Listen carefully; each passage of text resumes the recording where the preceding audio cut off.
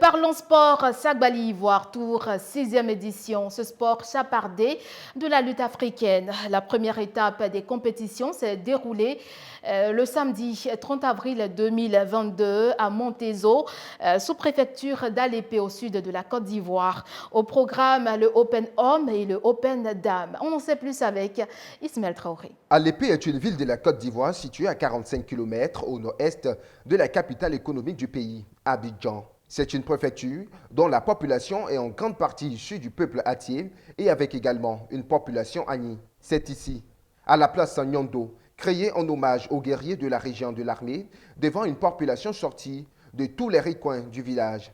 Daouda King, le quintuple champion de Sagbali Ivoire Tour, a brisé le rêve des jeunes challengers en présence du maire d'Alépé, Ossien Simplice, par ailleurs parrain de cette première étape, remportée avec une certaine simplicité et aisance. Le Sagbali Sport, le Sagbali, je dirais pour ma part, est un jeu très équilibré qui permet de part et d'autre aux athlètes de s'étudier. Et pour moi, comme le disent tout le temps, les muscles s'utilisent d'une autre manière. Aujourd'hui, c'est pour moi une situation de pouvoir voir de quoi il s'agit vraiment. Tapé Regina, chez les dames, a imposé sa suprématie par le manque d'expérience de ses adversaires.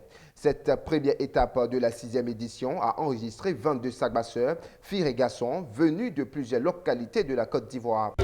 Je suis venu tester mes adversaires pour l'année 2022 et je crois que ça peut aller pour les prochaines compétitions, Inch'Allah. Je suis prête pour aller jusqu'au bout, jusqu'en décembre, jusqu'à la fin de la saison. Pour la deuxième étape, le cap est mis sur la ville de Boaké.